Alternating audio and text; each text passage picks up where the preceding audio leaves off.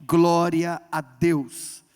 A Escritura Sagrada, por intermédio de Moisés, no seu quarto livro, livro de Números, diz assim: disse o Senhor a Moisés, verso 2: envia homens que espiem a terra de Canaã. Diga comigo, que espiem.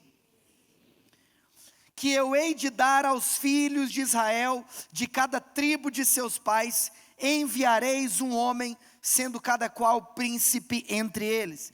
E enviou-os Moisés do deserto de Parã, segundo o mandato do Senhor, todos aqueles que eram cabeças dos filhos de Israel. Aleluia.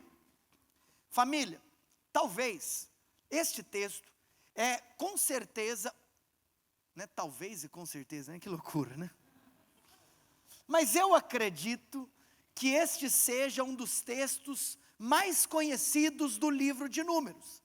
A história do envio dos espias para, de fato, serem ali aqueles que voltariam com um relatório a respeito da terra que Deus havia prometido ao seu povo.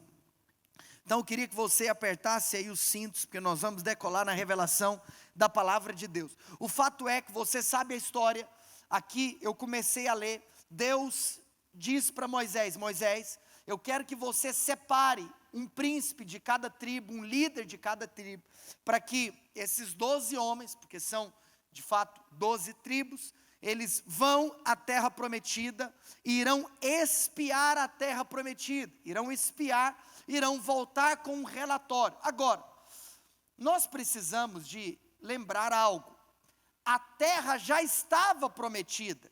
Deus já havia dito que aquela terra pertencia a eles, porque afinal de contas, literalmente, aquela terra tinha, e como foi dito aqui hoje, no nosso momento das ofertas e da nossa contribuição, que nós estamos debaixo da bênção de Abraão, e eles aqui eram literalmente descendentes de Abraão, e então, Deus havia mostrado essa terra para Abraão, Deus havia prometido aquele lugar para os descendentes de Abraão. O fato é que, tendo em vista o fato de que o povo de Deus ficou no Egito, servindo ao Egito como escravos por 400 anos, você sabe, e é isso que nós temos falado nos últimos 2 meses, aquela terra fora ocupada por outros povos, e no processo que Deus levanta Moisés para resgatar, para libertar, para tirar o povo de Deus da escravidão do Egito, então o alvo final desse resgate, e aqui eu tenho algo para te falar, olha aqui para mim, você precisa raciocinar a sua vida cristã dessa maneira, que a salvação, presta atenção no que eu vou te falar agora, a salvação, do ponto de vista da eternidade, é o principal acontecimento na sua vida. Do ponto de vista da eternidade, nada é mais profundo do que a salvação. Porque a salvação, ela muda o seu destino eterno. Quem está comigo? Agora você precisa de entender outra coisa. Porque uma coisa é uma coisa e outra coisa é palavra da salvação. Olha aqui para mim. O fato é que a salvação me garante a eternidade. Mas eu e você ainda não estamos na eternidade. Nós ainda não habitamos na eternidade. E se tem algo que o cristão precisa entender, é que da mesma maneira que nós devemos colocar os nossos olhos na eternidade, por quê? Porque se eu coloco os meus olhos na eternidade, muita coisa muda na minha vida hoje, nesse tempo que se chama presente. Se eu coloco os meus olhos na eternidade, eu recebo um convite de Deus à maturidade no relacionamento cristão. Eu recebo de Deus um convite a, de fato, um entendimento de que a minha vida nessa terra é passageira. Se os meus olhos estão na eternidade, eu tenho um combustível no meu coração em não lamentar alguns fatos terríveis que acontecem enquanto eu habito nesse mundo caído, mas eu me alegro sabendo que a minha esperança não está nessa terra, que a minha esperança não está nos homens que me cercam, mas que eu posso me alegrar, que haverá um dia onde não haverá mais dor, não haverá mais choro, não haverá mais luto, as ruas serão de ouro. Está comigo? Porque aí, como o apóstolo Paulo declara, os sofrimentos do tempo presente não irão se comparar com a glória daquilo que há de ser manifesto. Sofrimentos do tempo presente não irão se comparar à glória do porvir. Então preste atenção, por um lado, a salvação é aquilo que determina tudo na minha vida. Olha aqui para mim, quem serão aqueles que irão desfrutar deste momento magnífico que nós realizaremos daqui a alguns minutos, a mesa do Senhor? São aqueles que foram salvos. E aí, obviamente, como eu não sei quem aqui é salvo ou não, porque eu não tenho esse dom, né? Só 2 pessoas sabem a respeito da salvação de alguém: ela mesma e o próprio Deus. Preste atenção, nós então estipulamos que para aqueles que estão aqui, serem aptos a participar, é você ser batizado nas águas. Por quê? Porque embora eu não sei quem foi salvo, né, eu acredito que a primeira coisa que alguém que é salvo faz é descer as águas. Então, né, descer as águas é o principal sinal que alguém pode ter tomado essa decisão e ter genuinamente se arrependido e ter entrado então em uma rota de uma mudança de vida. Vocês estão comigo ou não? Agora vem cá. Então, daqui a pouco nós vamos nos assentar à mesa, porque nós fomos salvos. Nós vamos nos apropriar de tudo aquilo que Deus tem para nós, porque nós somos salvos. Gente, o Enio, ele soltou uma frase aqui muito poderosa. Tem coisa que é o seguinte, que já está decretado para você, mesmo se você talvez nem saber. Por quê? Porque só de você ter sido salvo, só de você ter sido transportado do império das trevas para o reino da luz do Filho do seu amor, existe uma série de coisas que você recebe de Deus.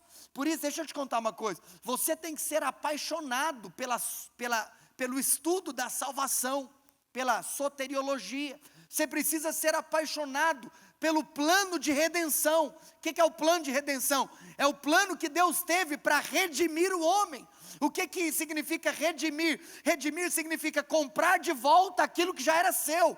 Nós éramos de Deus porque Ele nos criou. Então, toda criatura pertence ao seu Criador. Mas depois o homem se desvia, ele cai no pecado. Ele decide andar por um caminho de separação. E o pecado traz a separação. Mas Deus vai lá e nos compra. Ele paga o preço. Ele derrama o seu sangue, Ele cumpre a sua justiça, e Ele agora, Ele nos traz de volta a sua presença. Gente, isso é maravilhoso. E você então entender os elementos da salvação. Olha aqui para mim, eu quero dizer algo para você. Nos nossos púlpitos, nós iremos sim compartilhar a respeito daquilo que é o fundamento da fé cristã. Eu amo em cultos de ceia, você sabe, eu amo em cultos de ceia pregar sobre o Evangelho.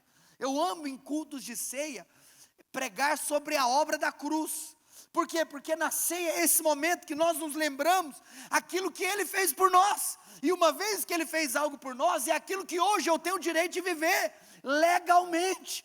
Por quê? Porque Ele pagou a conta.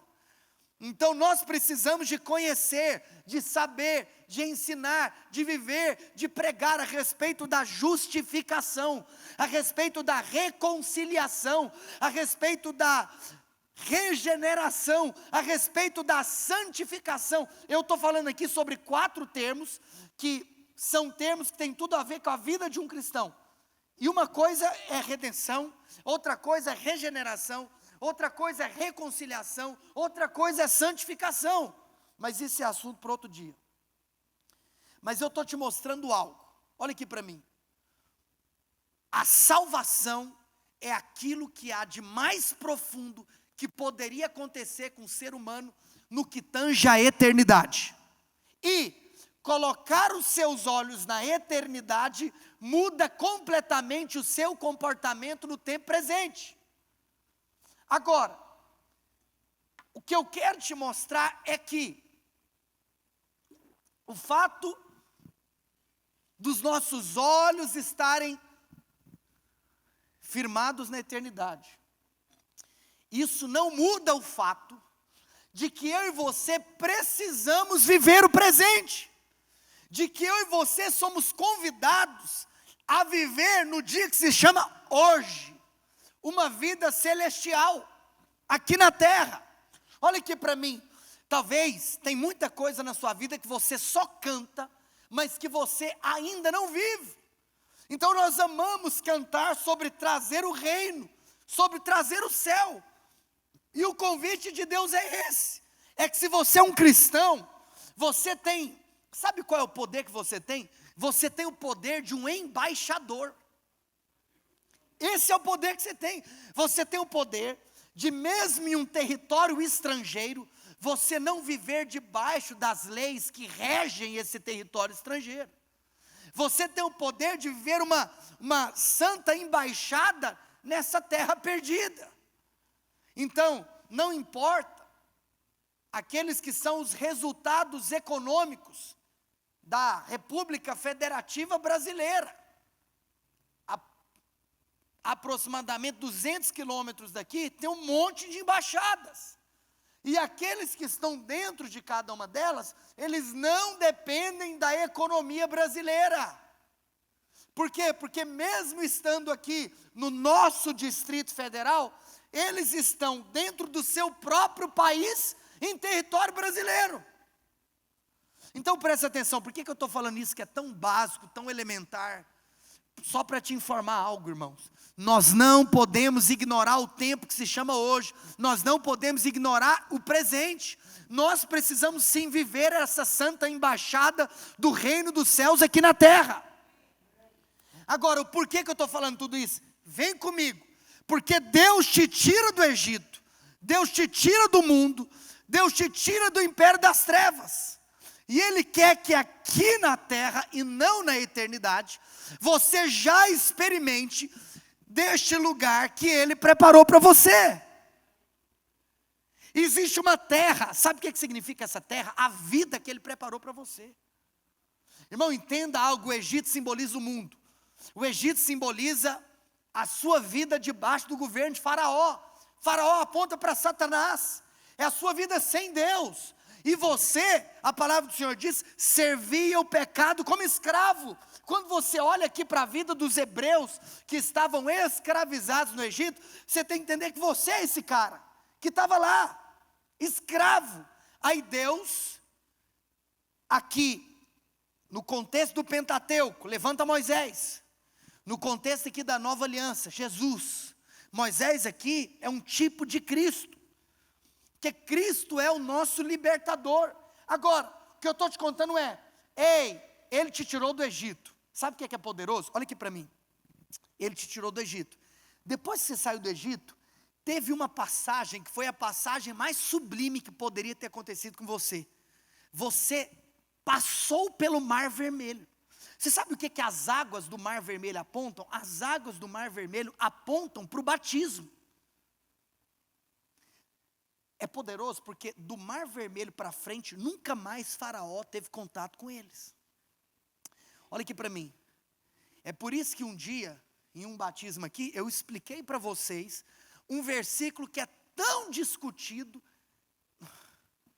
pelos maiores teólogos da história, a respeito de Marcos 16:16.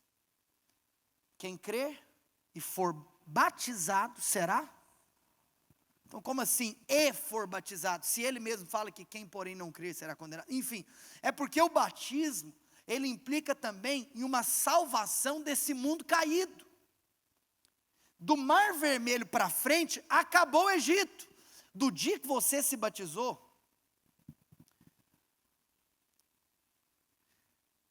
pensei em falar um trem aqui, mas é complicado.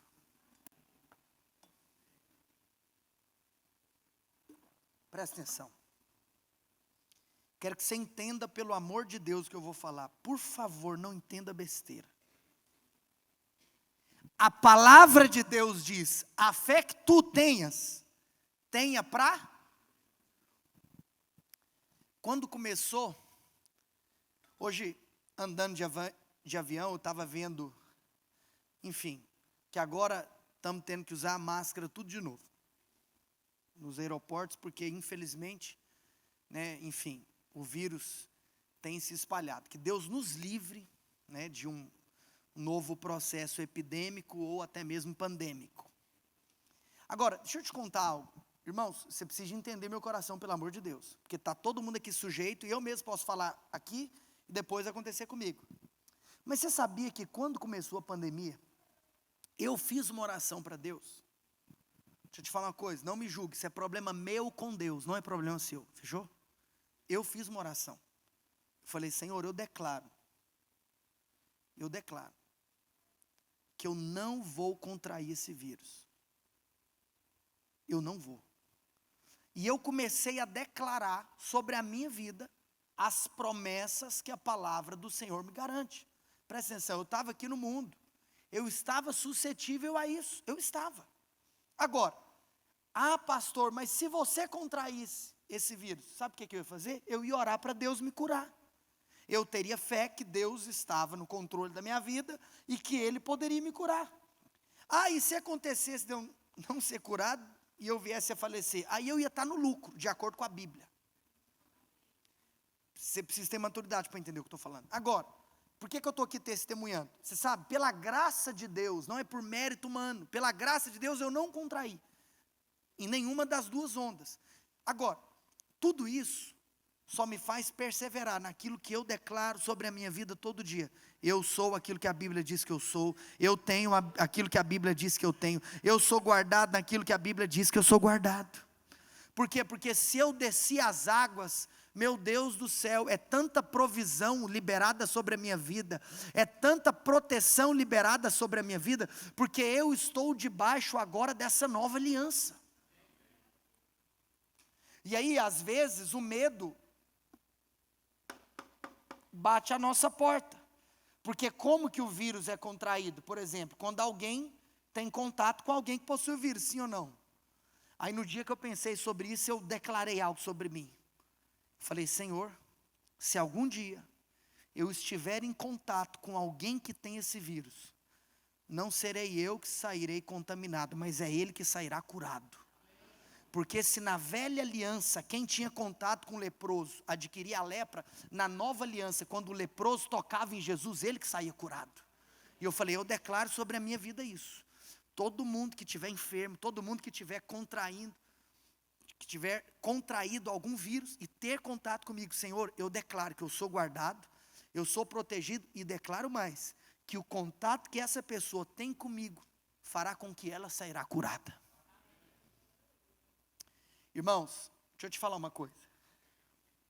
Eu posso falar tudo isso aqui e ficar doente essa semana, mas eu não vou deixar de pregar aquilo que eu sou e que eu tenho em Cristo Jesus. E você sabe por que eu estou falando isso para você? Porque de segunda a sábado, você é martelado recebendo notícias que te apavoram. Você é martelado recebendo notícias. Os noticiários só fazem você ficar cada vez mais e mais incrédulo. Mas eu quero te contar uma coisa. Se você tiver contato com a palavra de Deus, não importa o que esteja acontecendo ao seu derredor, todos os dias você tem mais e mais fé que Deus te guarda, que Deus te cura, que Deus te protege. É por isso que um cristão, ele não é convidado a viver uma vida cheia de medo. Um cristão é convidado a viver uma vida cheia de fé. Nós não estamos falando aqui de irresponsabilidades sanitárias, não é isso. Eu estou falando de uma convicção daquilo que eu posso tomar posse em Cristo Jesus. Vocês estão comigo? Agora, por que eu estou falando tudo isso? Porque hoje eu estou aqui para comentar desse fato muito conhecido. Que eles vão lá, espiar a terra, 10 voltam com um relatório que a terra, mesmo sendo linda, maravilhosa e cheirosa, não ia ser deles nunca mais. Por quê? Porque, olha para eles, aquela terra que é linda, maravilhosa e cheirosa, é cheia de gigantes. E quem somos nós? Quem somos nós diante desses gigantes? Inclusive, eles soltam aqui uma expressão, e eu até, se você estiver anotando a palavra de hoje, eu vou falar hoje sobre o complexo de gafanhoto. Porque é esse o complexo que eles tiveram. Eles falam, cara, quando nós olhamos para aqueles gigantes, a sensação que nós tivemos é que nós somos como gafanhotos. Agora, deixa eu te contar uma coisa. Ninguém falou que eles eram gafanhotos. Eles que se sentiram como gafanhotos. Família, eu estou falando isso por quê? Porque o que eu quero nessa noite é te transmitir um espírito. E quando você hoje pegar os elementos da ceia, que esse espírito que te foi transmitido faça olhar para esses elementos e te faça lembrar aquilo que a cruz te promete, aquilo que a cruz te entrega, aquilo que a cruz garante. Para quê? Para você possuir a vida que Deus tem para você, para você desfrutar no tempo presente. Ei, a palavra de hoje, por mais que eu estou trazendo elementos a respeito da eternidade, a palavra de hoje é para despertar você a entender que a promessa da vida abundante, ela é terrena. Canaã não aponta para o céu, Canaã aponta para o lugar que Deus quer te levar aqui na terra. Mas eu vou te contar uma coisa, tem muita gente que não vai para esse lugar por tudo aquilo que fez com que aqueles homens não foram para aquele lugar. Por exemplo, até mesmo não acreditar no que eu estou te falando, te faz não possuir esse lugar. Você nunca vai entrar em um lugar que você não acredita que ele existe. Você nunca vai entrar em um lugar que você não acredita que ele é para você. O que você tem que entender é que nós nunca falamos aqui nesse púlpito que essa vida abundante, que essa vida que manda leite e mel, é uma vida que possui ausência de batalhas. Isso nunca foi falado. Ei, lá em Canaã o pau quebra. Lá em Canaã é guerra. Onde tem guerra tem morte. Todavia, é o lugar da promessa. É o lugar do descanso. É o lugar do desfrute. Olha aqui para mim, no seu casamento, Deus tem uma vida abundante para o seu casamento. Você pode travar batalhas espirituais até ver sendo liberado do céu tudo aquilo que Deus prometeu para o seu relacionamento com o seu cônjuge. Ah, pastor, o meu relacionamento está horrível. O que é que eu começo a fazer? Começa chorando para Deus. Pare de chorar de desespero. Eu vou falar aqui, eu já estou me adiantando porque eu não aguento. Existem aqueles que choram de desespero e existem aqueles que choram de quebrantamento. O problema é que tem gente chorando e está achando que está sendo espiritual, quando na realidade o choro pode ser carnal. Você tem que entender que chorar em si não quer dizer nada. Agora, você pode ter um choro carnal ou você pode ter um choro espiritual. E eu quero dizer algo para você. Viver uma vida em Canaã é viver uma vida espiritual. Amados, com muito amor e carinho, eu quero dizer algo para você. O convite que eu tenho para te fazer como pastor dessa igreja é: não viva um cristianismo medíocre, não viva um evangelho meia boca, não viva uma vida cristã aonde você não desfruta de tudo que Deus tem para você, mas aonde você também não se submete aos processos que te levarão a viver o que Deus tem para você. Submissão a processos não é anulação a receber o que Deus tem. Pelo contrário, é a submissão ao processo, às etapas, a vida de obediência que te vai conduzi-lo. Família, é o convite de Deus. Tem uma terra para você. É como se hoje profeticamente Deus está convidando. Tem uma terra para você. Vamos lá espiar. Agora, de maneira muito prática, a Escritura diz,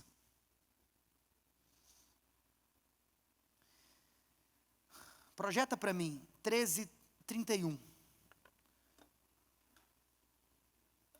que 10 dos 12 espias voltaram com um relatório. Porém, os homens que com ele tinham subido disseram: não poderemos subir contra aquele povo. Olha aqui, que interessante. Você está falando que não pode aquilo que Deus disse que é seu. Irmãos, eu quero dizer algo para você com muito amor e carinho. Essa palavra não é para o teu vizinho. Essa palavra não é para o teu amorzinho. Essa palavra é para o teu coração. Para de achar que você não vai receber aquilo que Deus está esgoelando do céu falando que é seu. Como que você acha que não vai subir? Agora, tudo bem, o cara é burro, mas nem tanto. Porque tem um motivo que faz ele achar que não vai. Qual que é? Porque é mais forte do que nós. O que é mais forte do que nós? Aquele povo. Não poderemos... 31. Deixa eu ler nessa versão. Porém, os homens com ele tinham subido e disseram: não poderemos subir contra aquele povo, porque é mais forte do que nós. Então eu quero te falar uma coisa com muito amor e carinho. A primeira característica de alguém que tem complexo de gafanhoto é a incredulidade. Diga comigo, incredulidade. Hoje, de uma maneira muito simplificada, eu quero fazer uma afirmação para você.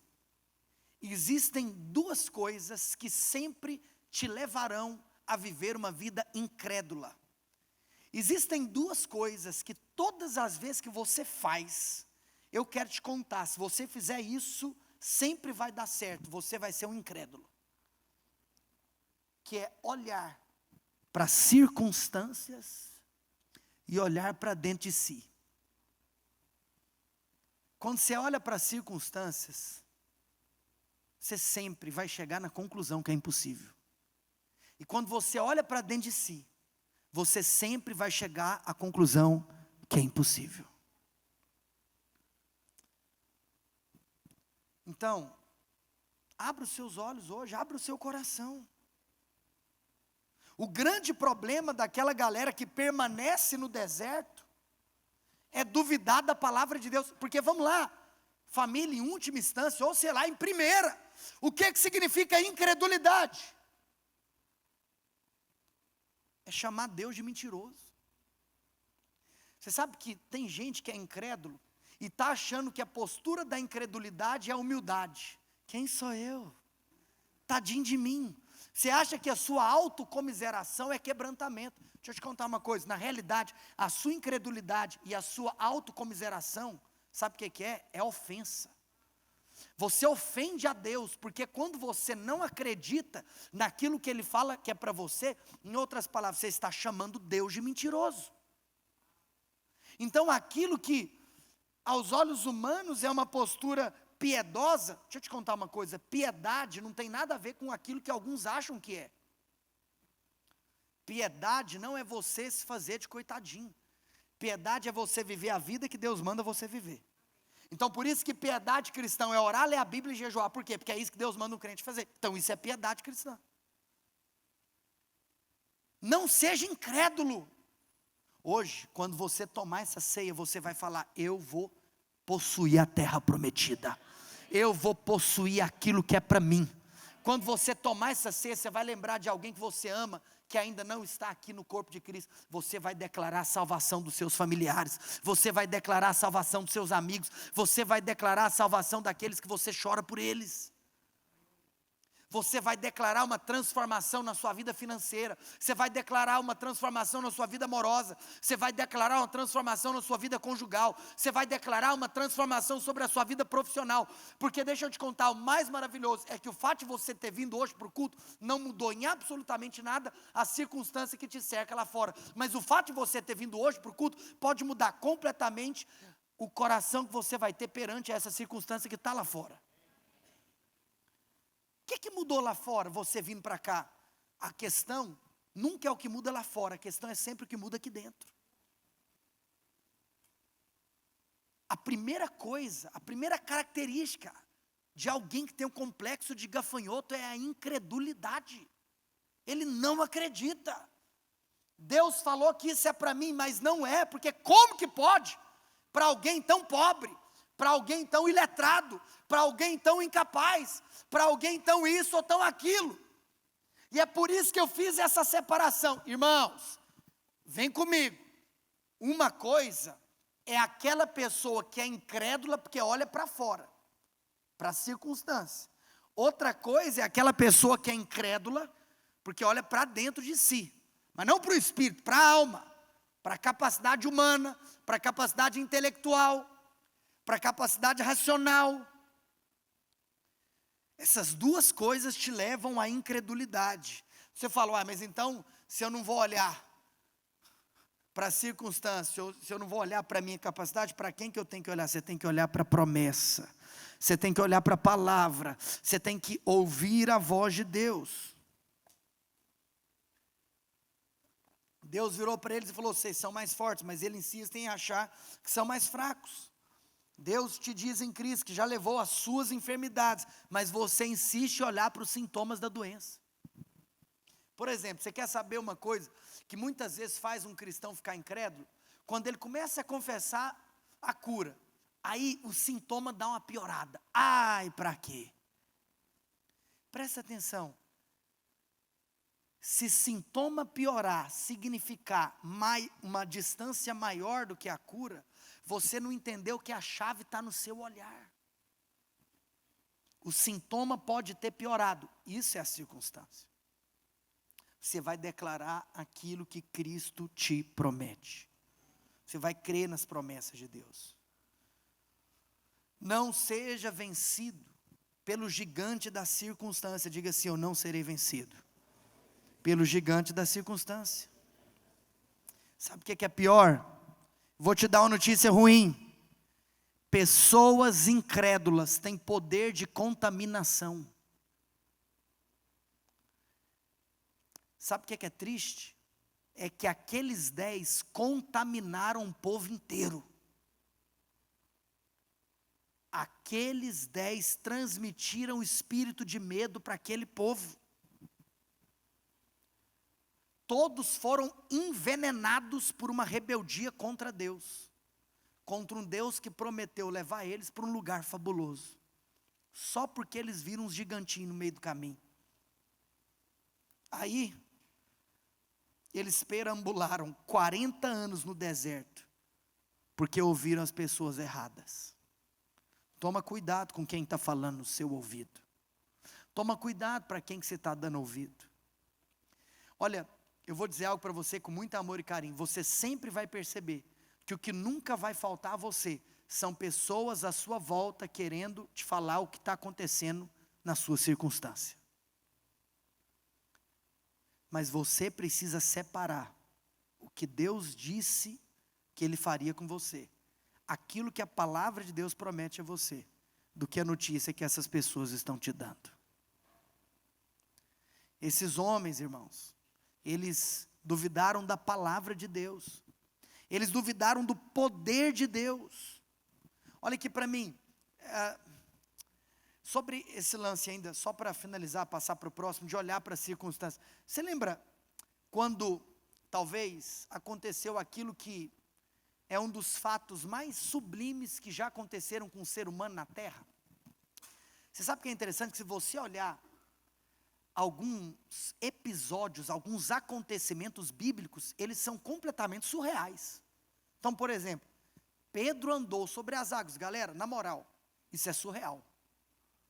Você sabe que é real o fato de que um ser humano andou sobre as águas. Agora, para você entender, você tem que ter revelação disso que eu vou te falar. Não importa a profundeza da experiência que você está tendo com Deus. Você pode estar vivendo o seu tempo mais extraordinário. Você pode estar vivendo o maior acontecimento espiritual da sua vida. Ei, quando Pedro estava andando sobre as águas, ele estava tendo o maior êxtase espiritual de toda a vida dele. Ele estava desfrutando da situação mais sobrenatural, mais extraordinária. E você vê que o que derrubou Pedro foi a mesma coisinha que poderia ter derrubado ele em coisas pequenas. Ele olhou para a circunstância. Ele olhou para a força do vento. Então, porque você sabe, tem hora que a gente acha que o que está nos sustentando é o tamanho da nossa experiência. Mas na realidade o que está te sustentando é para onde você está olhando. Pode ser uma experiência pequena ou pode ser uma experiência grande, porque até na experiência grande, se você tirar o olhar da promessa, mesmo no momento de maior êxtase espiritual da sua vida, um ventinho vai te derrubar. Cara, você está andando, e aqui eu não estou desvalorizando Pedro não, nunca andei nem sua piscina, que dirá aquele trem. Então tipo assim, eu não sou ninguém para falar de Pedro. O que eu estou tirando é princípio espiritual por detrás disso. Mas olha só, vou falar algo que já é sabido de todos. Além de serem incrédulos, uma coisa muito específica, irmãos, que é uma característica do complexo de gafanhoto, é que quem tem complexo de gafanhoto infama a terra. Infama. Verso 32 diz, e diante dos filhos de Israel, infamaram a terra que haviam espiado, dizendo: a terra pelo meio da qual passamos a espiar é terra que devora os seus moradores. E todo o povo que vimos nela são homens de grande estatura. Ei, é a terra que Deus está querendo te dar. Você sabe, eu vou falar até sobre confessar derrota. Mas, sei lá, daqui a pouco eu solto algum comentário sobre confessar derrota. Mas infamar é uma coisa muito triste. Uma coisa é você confessar derrota, sei lá, falar que não vai acontecer.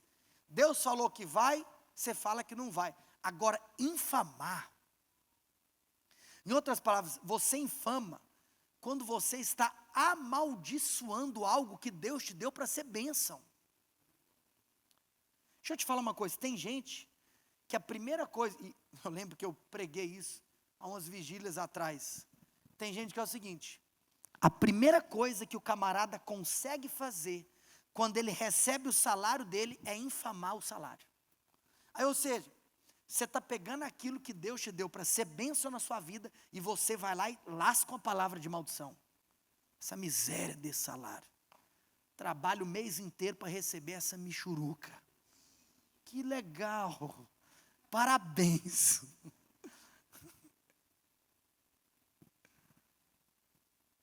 Doente. Acorda. Ao invés de você pegar e falar: Senhor, graças te dou por esses 5 pães e 2 peixinhos. Eu não sei como vai ser, mas vai alimentar uma multidão inteira. E vou te contar, depois de alimentar ainda vai sobrar 12 cestos cheios.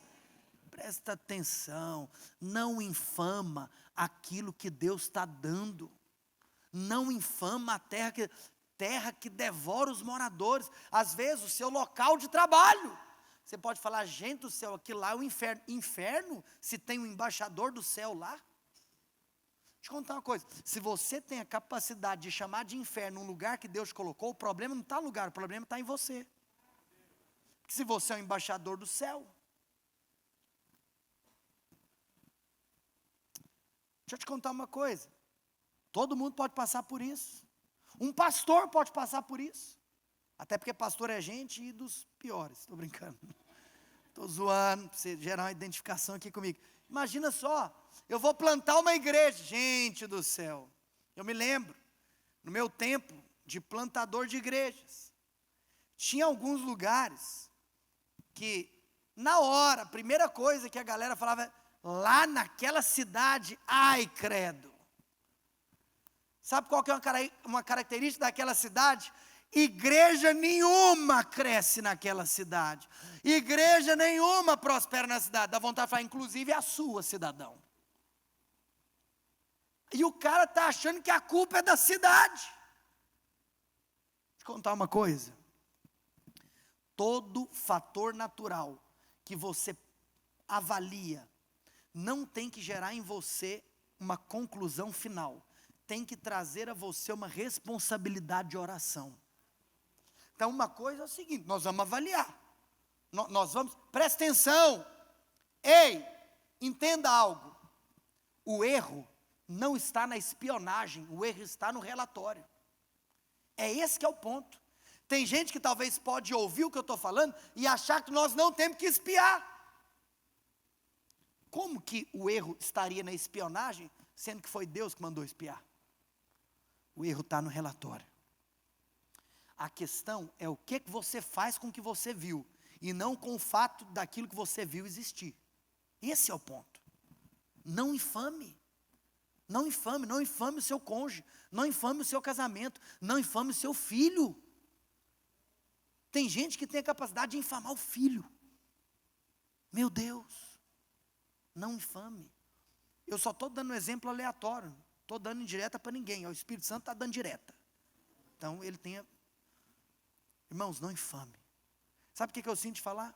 Que pode ser que enquanto eu falo, o Espírito Santo pode estar lembrando você de coisas que talvez são terras prometidas que Ele te deu, que você já infamou. Então Ele está trazendo revelação para que haja uma mudança de vida. Deixa eu te falar uma coisa, é coisa muito séria, quando nós diminuímos ou desprezamos o direito da primogenitura que nos foi dada. Deixa eu te contar uma coisa, para Deus o que Esaú fez foi muito sério. Para Deus o que Esaú fez foi muito feio. Você já parou para pensar algo? Talvez Esaú é um dos caras mais vacilão de toda a Escritura Sagrada. Como que é o nome do povo de Deus na terra? Qual que é o nome da nação? Qual que é o nome da nação? Hoje, a igreja é o Israel de Deus, sim ou não? Os filhos de Abraão, a nação dos filhos de Abraão é chamada de Israel. É quem? Israel é uma pessoa. Já parou para pensar que Israel é uma pessoa? Israel é o nome que Deus deu para? É o nome que Deus deu para? Pois é, o nome do povo de Deus na terra ia ser Esaú, mas ele abriu mão. Cara, você não está entendendo o que está em jogo. Quando você abre mão de uma promessa que Deus te dá, quando você abre mão de um lugar que Deus quer te colocar, quando você abre mão de um chamado que Deus te deu, quando você abre mão de uma responsabilidade, talvez, sabe o que eu sinto de dizer?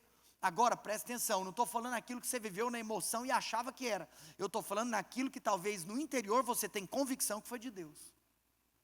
Não abra mão, porque deu tudo ruim, de coisas que Deus mandou você ser, ou de coisas que Deus mandou você fazer, porque as consequências são geracionais. Você tem noção que hoje nós iríamos nos referir ao povo de Deus como a nação de Esaú, ou sei lá, do novo nome que Esaú poderia ter recebido, se fosse o caso? Por quê? Porque para ele a primogenitura não valia mais que um prato de comida. Vou te falar com muito amor e carinho, tem tanta coisa que é só um prato de comida. Toma cuidado com satisfação momentânea, em detrimento a uma promessa geracional, em detrimento a um lugar, em detrimento a uma bênção. Não negocie a bênção que Deus tem para você. Oh, irmãos, mas além de incredulidade e uma postura de alguém que infama, eles também não tinham revelação da identidade. É por isso que quando eu citei aqui no início da mensagem, a respeito de justificação, reconciliação, regeneração, processo de santificação, por que eu estou falando isso? Irmãos, de coração, você precisa de ter revelação da sua identidade em Cristo Jesus. Porque aqueles que não possuem revelação da identidade vão cair no complexo de gafanhoto. Em outras palavras, eu quero te falar uma coisa. Deus não quer fazer de você apenas um pecador perdoado. Deus quer fazer de você um novo homem santo. Você não tem que viver como um pecador que peca, se arrepende e Deus te perdoa. Você tem que viver como alguém que agora tem um testemunho de santidade. Você era escravo do pecado, sim ou não? Mas hoje Deus não te chama para ser um escravo lavado pelo sangue. Deus te chama para não ser escravo do pecado. Então, não é só uma questão, olha aqui para mim. Você sabe que quando a gente fala de salvação, muitas pessoas se associam com aquilo que agora eles não são mais, quando na realidade precisam se portar na nova identidade que receberam. Então não é mais sobre aquilo que você não é, mas agora o que você tem que falar é aquilo que você passou a ser. Por isso que o testemunho mais poderoso que você pode dar, não é sobre o que você deixou de fazer, mas é o que hoje você faz. Vou te contar uma coisa com muito amor e carinho. Uma das maiores características de uma imaturidade em alguém que dá o testemunho, é que ele acha que o testemunho inteiro é contar quem ele era, ao invés de declarar aquilo que ele se tornou. Você já viu um novo convertido testemunhando? Todo novo convertido, ele faz uma lista. Vou te contar uma coisa, às vezes eu escutava uns testemunhos de novo convertido, me dava até um trem ruim. Nossa, porque tem coisa que o cara fala que é pesado. Eu falo, cara, você podia sim falar, cara, eu fiz muita coisa pesada. Pronto, está valendo. Não precisa de atiçar a minha imaginação, está amarrado. Deus me livre. Eu sou doido, será? Para quê? Para quê? Isso aqui que eu estou falando é de Deus, viu? Que é uma questão de assumir uma nova identidade. É porque tem gente que fica se pautando com relação à identidade antiga. É por isso que o povo de Deus não tem que ser apenas um povo reacionário. É por isso que cristãos nas mais diferentes esferas, inclusive na política, tem que parar de achar que todo o nosso discurso é reacionário. Nós precisamos começar a propor o jogo. Vou te contar uma coisa. Eu não me espanto de ver que o mundo é um lixo. Mas eu admiro quem no meio do mundo está construindo uma embaixada celestial. Eu vou te falar uma coisa. Eu gasto muito mais tempo instruindo, edificando, profetizando, do que apenas apontando. Não estou falando que é errado apontar, não, pode apontar. Mas a questão é, e aí, apontadores? Que dia que você vai levantar da cadeira e vai fazer alguma coisa? Vamos embora. Você tem uma nova identidade. Se você tem uma nova identidade, você tem novas responsabilidades. Para de se achar como gafanhoto diante de gigantes. Eles não puderam entrar na herança porque falharam em reconhecer quem eles eram. Ei, o texto começa falando, eu mandei separar aqueles que são os príncipes. Você é príncipe de Deus. Está te vendo de uma maneira desprezível. Isso que é engraçado, né? Quem falou que você é gafanhoto? Você mesmo. Sabe o que é legal? É você entender que eles mesmos se viram como gafanhotos. Ninguém falou que eles eram. Nem os inimigos. O Senhor nos livre disso, amém, família? E por fim, em último lugar, aquilo que eles, por possuírem o complexo de gafanhoto, fizeram é que eles confessaram derrota. E aí eu quero lembrar algo para você. A Bíblia diz que o poder da língua determina. Por quê? Porque o poder da vida, o poder da morte está onde? Na língua. É por isso que o apóstolo Paulo vai falar, crie, por isso falei. Porque não tem como não falar depois de crer. O apóstolo Tiago nos diz a respeito disso. Salomão nos advertiu a respeito disso, irmãos. Nós precisamos de parar de confessar derrota. E todas as vezes que você olha para as circunstâncias, você automaticamente confessa derrota. Quando você infama algo, você está confessando derrota. E eu quero dizer algo para você com muito amor e carinho, que o Espírito Santo ministrou ao meu coração hoje. Palavras faladas são sementes plantadas, mas palavras repetidas são sementes regadas. Às vezes, você só solta uma coisa, meu amigo, você tem oportunidade, cancela o que você falou. Agora tem gente que fica martelando aquilo que não presta. Aí sabe qual que é o problema? Você dizer uma vez já é plantação, porque toda palavra é uma semente, mas você repetir várias vezes, você está regando aquela semente que não devia ser plantada. Não ache que isso não tem poder, porque a Bíblia diz que a palavra tem poder. Então eu acredito que essa pode ser até uma noite de arrependimento, amém? Será que eu estou sozinho nesse barco? Fala comigo, palavras faladas são sementes plantadas. Mas fala, palavras repetidas são sementes regadas.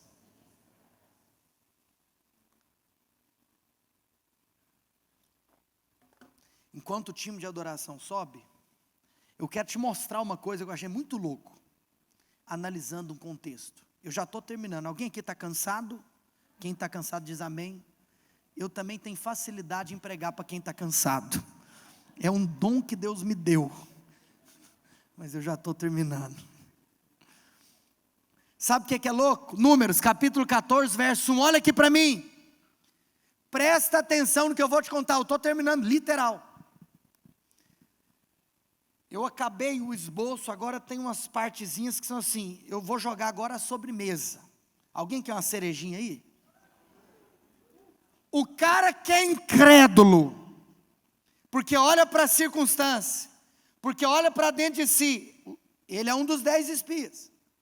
Esse mesmo cara é o cara que infama a terra. Primeira coisa que o bonitão faz, amaldiçoa aquilo que Deus te dá para ser bênção. Aí além disso, não conhece a sua identidade, e fica se pautando pela identidade antiga, ao invés de se portar a partir da nova. Ou, por fim, aquele que confessa a derrota. Inevitavelmente, algumas coisas passam a acontecer com essa pessoa. Primeiro, Números capítulo 14, verso 1. Levantou-se, pois, toda a congregação, e gritou em voz alta, e o povo chorou. Diga comigo, chorou. Sabe que tanto? A noite inteira. Sabe por quê? Porque o incrédulo, o que infama a terra, o que confessa a derrota, o que não conhece a identidade, a primeira consequência de quem tem um complexo de gafanhoto é o desespero. A coisa mais patética que existe na terra é um crente desesperado. Não há nada mais patético no mundo do que um crente preocupado. Ei, você é filho de quem, rapaz? É como se você às vezes lê algumas circunstâncias quando acontece em outros níveis. Sei lá, vamos falar do campo financeiro, que é o mais fácil de ser visualizado. Sabe qual que é a maior piada que o povo faz com um filho de milionário? Esse menino nunca vai ver um boleto na vida. Em outras palavras, na hora, aquele comentarista, ele já fala, esse menino fez a vida dele. Aí você pergunta, sério? O que esse menino fez de tão especial? Nasceu. Eu brinco com alguns nenezinhos que eu falo, meu filho, tu não tem noção onde você nasceu. Você tem noção que tem alguns felizardos e bem-aventurados, que a vida deles já está definida simplesmente pelo fato que eles nasceram, porque o pai deles é o fulano de tal. Aí eu te pergunto, por que você consegue enxergar isso do ponto de vista financeiro e humano, e não consegue enxergar isso do ponto de vista celestial a seu respeito? Quem que é seu pai? Quem que é seu pai? Vem cá, tu é filho de quem mesmo? Então eu só estou trazendo aqui essa ilustração para você entender o que eu quero te contar. Você está chorando a noite inteira. Olha aqui para mim, ei. Eles choraram a noite inteira por uma batalha que não tinha nem começado. Eles simplesmente espiaram e já estão chorando. Tem gente que é o seguinte, vamos falar de novo de trem financeiro. Às vezes você precisa de alguma coisa, aí você volta desesperado só porque você viu o preço. Espera aqui, eu não estou falando de coisas supérfluas, porque aí se são coisas supérfluas, aí é outro assunto. Aí teu coração não está na eternidade. Você está me entendendo? Estou falando de provisão, de bênção, daquilo que é de Deus para você. E se Ele te der mais e mais, glória a Deus. E se Ele não der, glória a Deus também. E bendito seja o nome do Senhor. Mas o que eu estou te mostrando tem gente que o desespero começa antes mesmo da batalha começar. Deixa eu falar, se for para chorar, chora quando a batalha estiver gostosa, né? Aquele trem, meu Deus, que batalha. Agora você está chorando, a batalha nem começou. Por quê? Porque o desespero é uma das principais características de alguém que tem o complexo de gafanhoto. É por isso que eu falei lá atrás, você não tem que chorar de desespero. Olha aqui para mim, não é espiritual, pelo contrário, é muito carnal algumas lágrimas que você anda derramando. Lágrimas de preocupação, lágrimas de desespero, são lágrimas carnais. Você está zombando de Deus. E vou te contar uma coisa, eu fico pensando, o inferno está zombando de quão idiota você é. Ele não sabe quem ele é, ele não sabe. Gente, a coisa mais patética do mundo para nós é quando nós olhamos para alguém que não sabe quem é.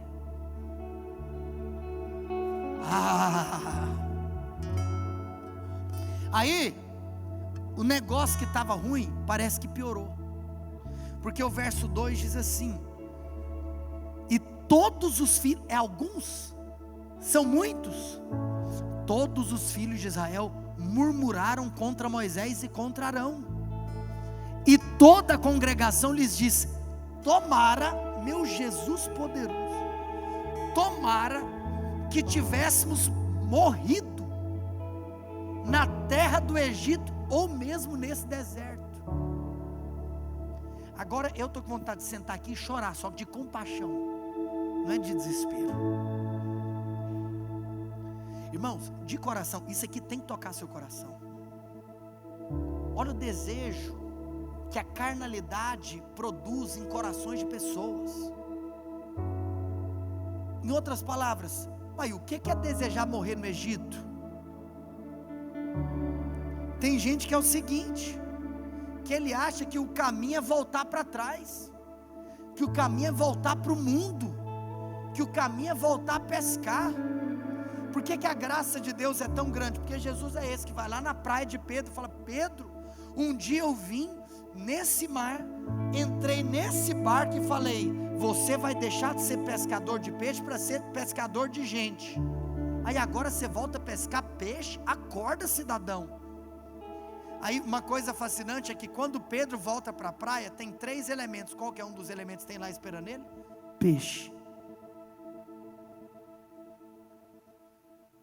Família, eu quero te falar uma coisa: não olha para trás, não olha para o mundo, não olha para o Egito, não olha, não deseje voltar. O verso 3 é a conclusão desse coração de ingratidão e murmuração. A escritura diz que no final eles perguntaram: não nos seria melhor voltarmos para o Egito? Que o Senhor nos livre disso. Então você percebe que é o desespero que bate, depois a murmuração, depois o desejo de voltar para o Egito, e por fim verso 4, olha o que está escrito no verso 4, capítulo 14, então diziam uns aos outros: levantemos um capitão e voltemos para o Egito. A rebelião, em outras palavras, agora eu não quero saber mais de Moisés e Arão não, nós vamos levantar um capitão, nós vamos rebelar. E é por isso que no final das contas, toda rebelião contra Deus, muitas vezes vai se manifestar em uma rebelião contra a liderança.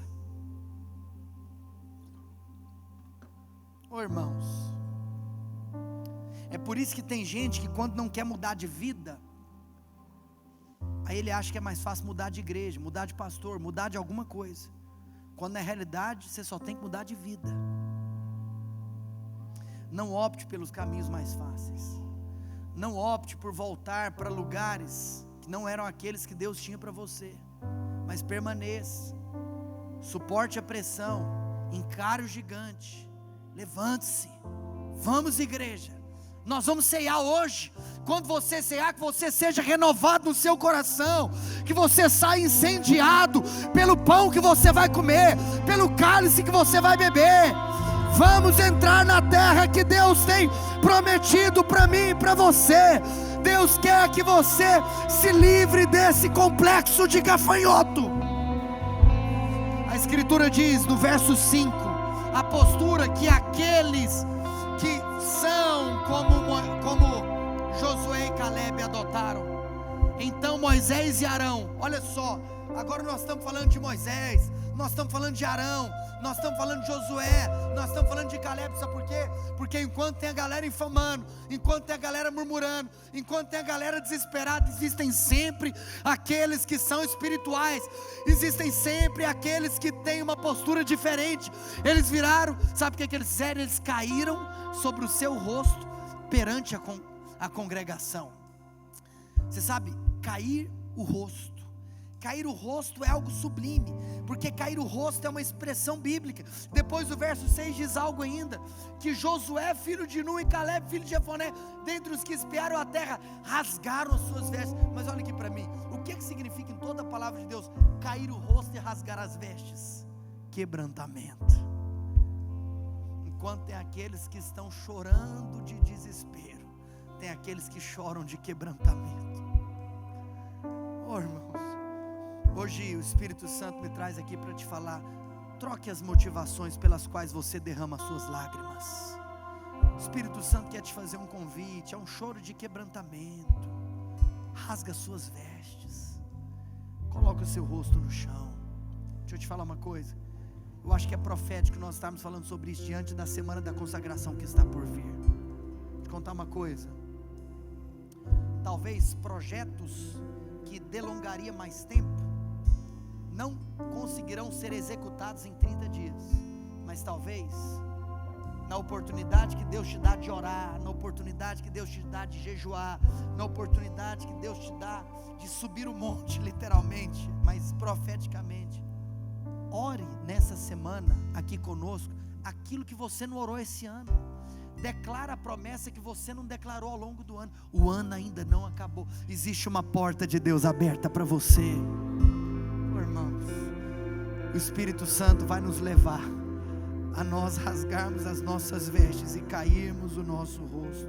E o verso 7 é o brado daqueles que se firmam na promessa. Eu quero te falar, se você quer se livrar do complexo de gafanhoto, em primeiro lugar, se quebrante, mas em segundo lugar, se firme na promessa. E falaram a toda a congregação dos filhos de Israel, dizendo: a terra pelo meio da qual passamos a espiar é terra muitíssimo boa, é terra muitíssimo boa.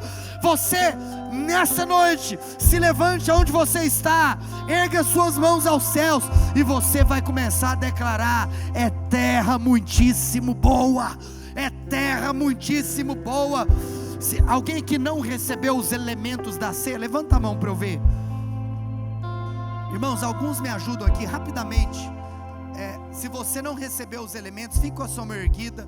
Alguém mais? Aqui no meu canto direito, aqui na frente, por gentileza. Aqui na frente. E ali no meu canto direito. Família, feche seus olhos. Alguém traz isso aqui para mim também, por gentileza.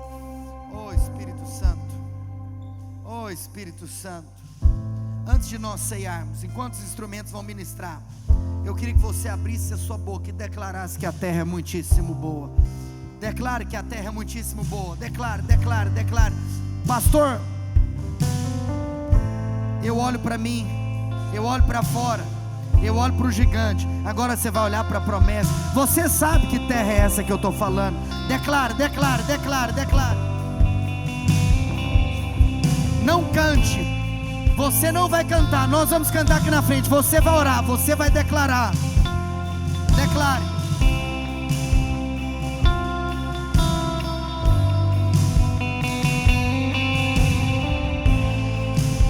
O Deus que faz o cego ver está passando por aqui, está passando por aqui. O Deus que faz o surdo ouvir, silencie o medo, silencie o medo em mim. Se eu creio em ti, se eu creio em ti, Deus é sobrenatural.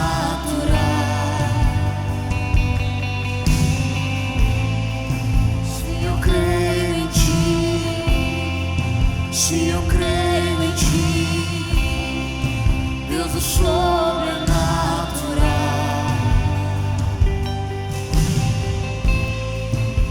O Deus do impossível vem transformar meu coração, transformar meu coração. O Deus que a morte já venceu, vive está no Agora ergue as suas mãos e vamos cantar isso juntos. Vive está Para encerrarmos dentro essa noite. de mim. Vamos! Se eu creio em ti, Sim! se eu creio em ti, A sua crença está no Deus do sobrenatural. se eu creio em ti, Não está no tamanho do se eu gigante. creio em ti, Não está na sua falta de capacidade.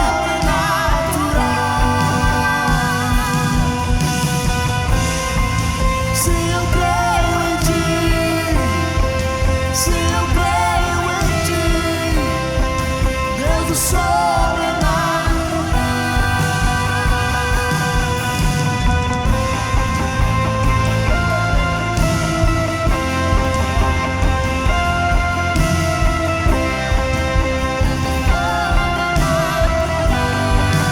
Aleluia. Hoje eu quero declarar aquilo que que Caleb declarou no capítulo 13, no verso 30. Hoje eu estou aqui para dizer para você que está aqui me ouvindo. O recado de Deus é para você. Cale a sua boca.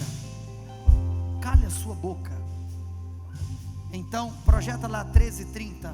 Então Caleb fez calar o povo perante Moisés. 13:30. 13:30. Caleb fez calar. Fez calar. Para de falar besteira. Para de falar besteira. Para de dar ouvido ao que não deve se ouvir. E a mensagem que ele disse foi: eia! Eia! Vamos! Vamos! Eia! Subamos e possuamos a terra, porque certamente, não é talvez, não é se tudo der certo, não é se não tivermos outros problemas, certamente prevaleceremos contra ela.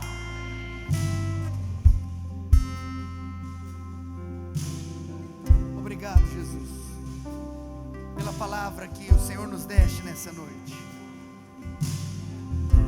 Em nome de Jesus. Olha aqui para mim. Eu quero te fazer um convite. Venha para essa semana da consagração. Mas sabe o que você vai fazer aqui? Você vai orar.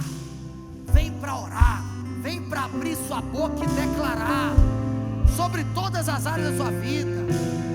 sabe o que eu sinto? Olha aqui para mim. Você pode até cair aqui, você pode, sei lá, você pode receber muita coisa, mas deixa eu te falar, vem para orar, vem para orar, vem para declarar, sabe por quê?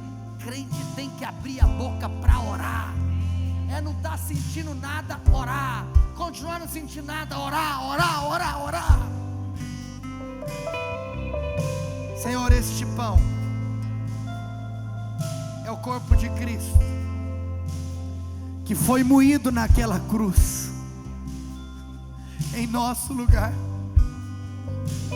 O Senhor morreu a morte que era nossa, para que nós pudéssemos hoje viver a vida que é tua.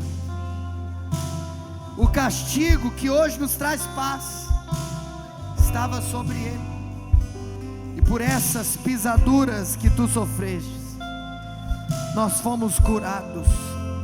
E é por isso que profeticamente, quando nós comemos desse pão, nós estamos ingerindo vida, saúde, provisão, sustento.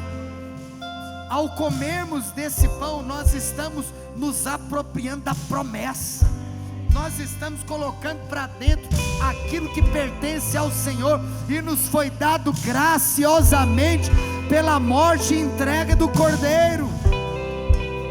Por isso, Senhor, nós santificamos esse pão e separamos esse pão, para que nós pudéssemos receber a revelação que tu nos deste.